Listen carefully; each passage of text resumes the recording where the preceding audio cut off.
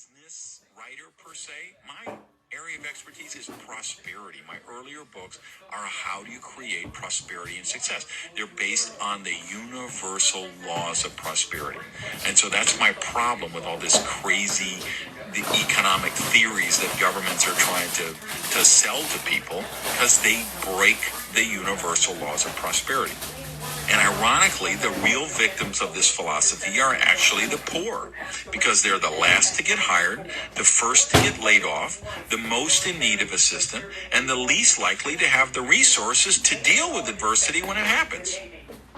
So Kipping, who's the crazy person in Germany, is also proposing a basic stipend for all German citizens of 1,050 euros a month. Like most collectivists, she discounts one most important thing. Governments can only give to one person by taking it from another. Introducing these type of onerous taxes only causes productive citizens to flee to other countries. You drive out the best producers and once again actually hurt the poor the most. Some of these economic theories would have you believe that governments get to operate by a different set of rules than the rest of us, but they don't. The prosperity principles for government are no different than they are.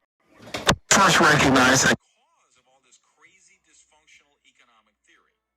No matter how many political parties, democracies, and republics begin with, they inevitably evolve into two-party systems. And I studied this looking at the history for thousands of years of democracies and republics. The evolution process causes the two parties that remain standing to be diametrically opposed to each other in their philosophical positions. During the evolution, parties with similar philosophies are integrated into the main two that survive the cut.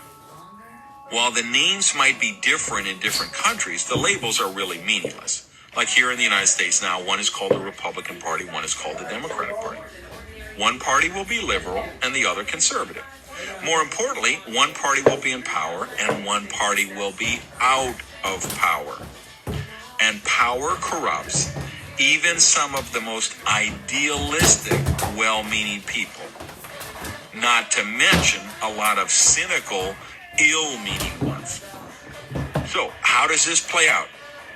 The party in power wants to remain in power, and the party out of power wants to get back into power.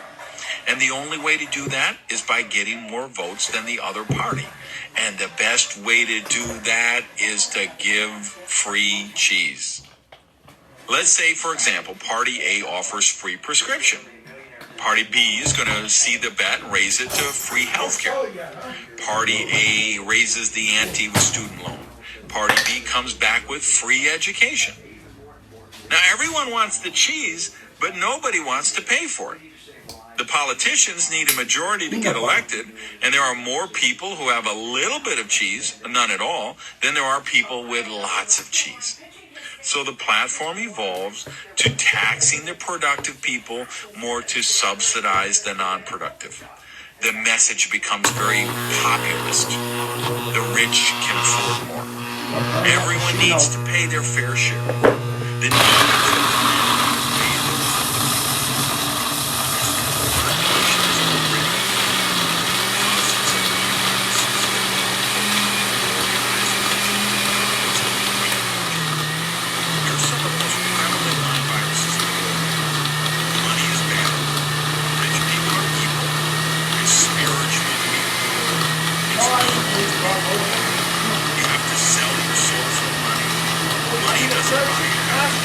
big companies get rich by exploiting you don't want to get kicked out. unclean all the natural resources.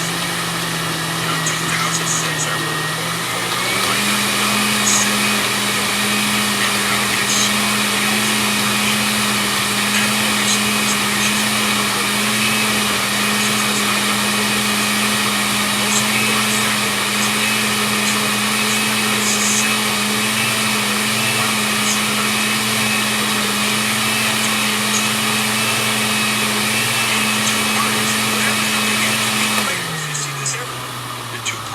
Exploit this in their desire to remain in power or to become the party. and the slippery slope begins. We go from Atlas Shrugged, the novel, to Atlas Shrugged, the movie, to Atlas Shrugged, the reality. Governments have become the new Ponzi schemes. They're the ultimate pyramid schemes. If you practice the same accounting practices your government does, you would be put in prison. Governments get away with this because they control the printing presses. And when money gets scarce, they simply print more, which of course devalues all the existing money, increases inflation, and drives up the cost of living. And once again, penalizes the poor worst of all. But this allows the bureaucrats to continue kicking the can further down the road with the only goal of winning the next election to maintain or regain power. Know this, unless a currency is backed by something, as the US dollar was backed by gold until 1971, it's inherently worthless. It's just another mind virus. The